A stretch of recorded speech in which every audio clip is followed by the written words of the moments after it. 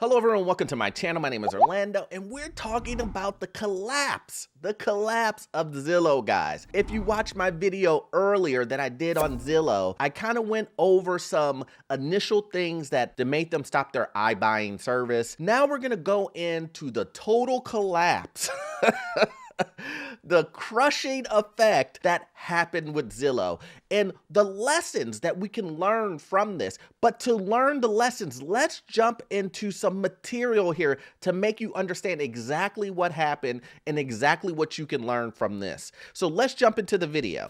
We're going in depth tonight in our local real estate market. The collapse of one of Central Florida's biggest home buyers is sending shockwaves through the market. Zillow will be putting hundreds of homes for sale after it faced accusations that it put a chokehold on home prices. Nick Pepitonis live in the studio after speaking to a realtor about what went wrong and how this will affect home prices. Nick? Yeah, Zillow became big because it made selling your home easy. It's called iBuying, and hundreds of Orlando families clicked a button and got an instant cash offer. This is just a few of the examples. Those cash offers above the value of those homes. Now, this past year, the company used an algorithm to sell the home for profit, but the algorithm failed. Okay, guys.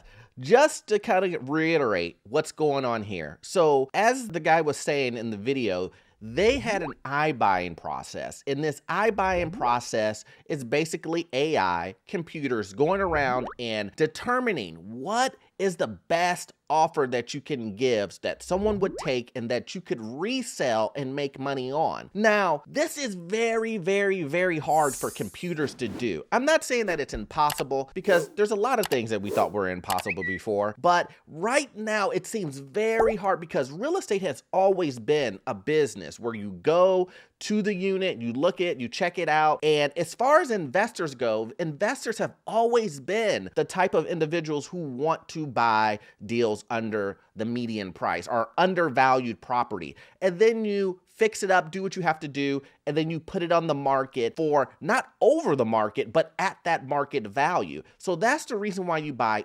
undervalued properties. But for some odd reason, Zillow thought that it could change the way that investors like myself and other investors, and maybe you, would normally look at real estate. And they thought, you know what, we're gonna overpay for the property and then oversell it again. They were gonna oversell the property by 2 times, right? Overpay for it and then sell it overpriced on top of that too.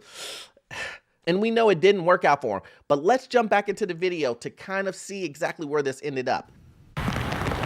2006 East Harding Street is a 5-bedroom, 2,000 square foot home in Orlando's Hourglass District. It's also an expensive mistake. Neighbors say the owner listed the home for $285,000 last year. Then he got a cash offer from online real estate company Zillow and sold. At around $430,000.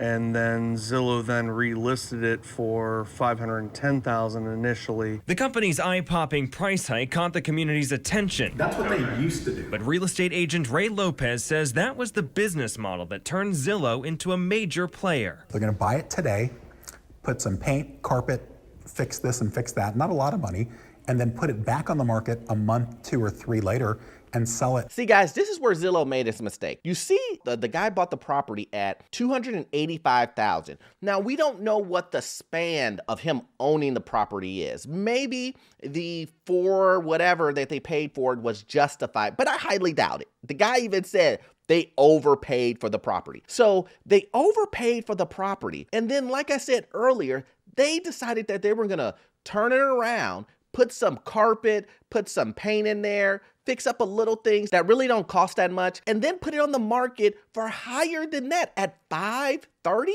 I believe it was that they said $530. Now, here's the thing, guys. Here's the thing, guys. If you've watched any of my videos, what is the number one thing that I tell you guys? I say, do not overpay. And if Zillow would have had me on their board, I would have told them, do not overpay for any properties. Do not. Let me tell you what, do you know how to get a seller to guarantee that they will give you the property? Overpay for the property and I guarantee you they will sell it to you. That is the reason. I can go find a deal right now and pay $1 million over, and I guarantee the person will sell it to me, especially if they want to sell it. Like, this makes no sense. Like, of course, you're going to be able to pick up multiple properties when you're paying hundreds of thousands of dollars over the asking price or the value of the property itself. And then you're thinking you're going to sell it for higher. Look, like I said, if they just would have watched my videos, guys, you know I'm all about telling you guys, do not overpay. Don't get emotionally involved in this. How did a company like Zillow get attached to these properties and think that they were going to sell them for over the asking price? I mean, you could speak to a realtor, you could have spoke to anyone, but instead they trusted the AI. They trusted their AI. I got some things that I want to say, but I just want to finish off the rest of this video so you guys can see where they messed up. Over the past year, Zillow listed close to 1,000 homes in the Orlando area. It sold 330 and has another 350 with pending offers. A few hundred more are currently on the market. Realtors estimate the company is holding on to another 500 in its inventory. But the company's executives say they're shutting that business down. Where Zillow got into trouble is they projected that the market would keep going up at the rate that it's been going up for the last 12 months. The model worked last spring and summer during the real estate frenzy when homes got 10 offers hours after being listed. Zillow could afford to pay more than the homes were worth. At the end of summer, the market began to cool off and other sellers dropped their prices. Zillow kept going. Zillow kept paying top dollar, over asking. So they ended up getting these houses, trying to put them back on the market, and they couldn't sell them at anything close than they bought them for. 285 to 430. Did they do the work that made it worth that? No, the house was still pretty much the same as when I looked at it online. Agents say the loosening of the stranglehold the company put on the market will affect 3 different groups. Smaller investment companies will have less competition and more room to cut deals.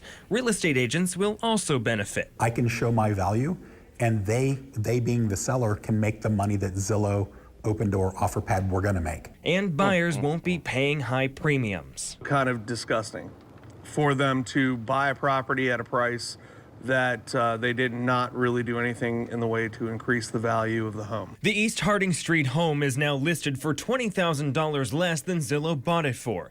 Agents say the company's experience is a lesson for everyone. That whole guesstimation of value just happened to bite them.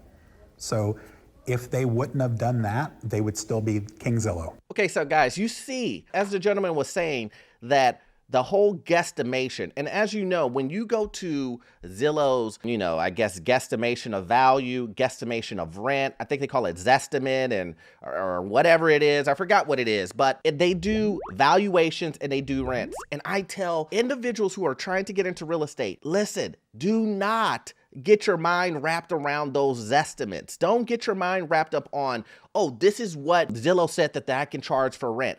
Do not do that. Go ahead and take a deep dive and actually look at what's happening in your market. If you speak to a realtor and a realtor's help, or a property management company will help you. But also too, if you go on to Zillow and you just look at the actual rents that are being advertised for properties in your area, that will give you a more accurate display of what rents and stuff are in your area than that ridiculous Zestimate thing that Zillow has. But what happened to Zillow after that? Well, Zillow, if you take a look at here, after I did my video when they decided to stop, Zillow basically cut 25% of its workforce, right? Because they decided to stop that and they didn't have that income coming in and they cut off that portion of their business. So Zillow has 6,400 employees, right? So 25% of that is what? 64, 25%. That comes out to be 1,600. 1,600 employees were let go because of their mistake of trying to purchase properties and not doing it the right way and using AI to do that. Now, of course, guys, if that's a big money generator or how much money they threw into that, they hired employees. Not only did they hire employees, but they had already spent money, training. All this money is it just disappears, goes down the drain. So what happened with that? Well, let me tell you what happened.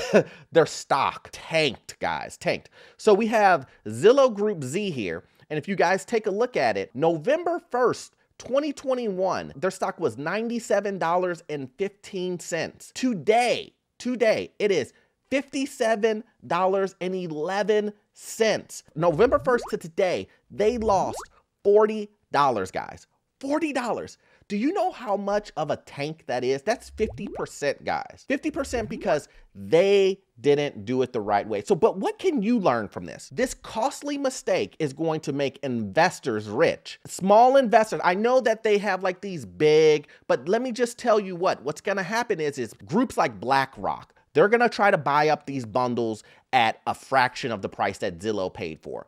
But here's the thing, there's gonna be some scraps left over, guys. Now, I'm not saying that they're gonna be the best deals. I'm not saying they're gonna be, a penny on the dollar type of deals, but I'm going to say that there will be some deals that guys like BlackRock and some of the bigger companies, they're just not gonna touch. It may not be in their market. They may be, at their limit of how much they wanna buy. Whatever the situation, I can promise you that there will be some deals on the market that Zillow bought and is selling at a discount, and investors will eat this up. So make sure that in your area, you look for these properties that were bought by Zillow. You will normally see it at the very bottom at the purchase. It will say purchased by Zillow, like you saw in the video. So make sure you look at stuff like that, guys, to see if there's any properties in your area that you can get at the cheap. And you will know it if you're looking for properties right now that, wow, this is a good deal. Let me check it out. So like I said, what can we learn from this deal? The biggest takeaway, guys, is never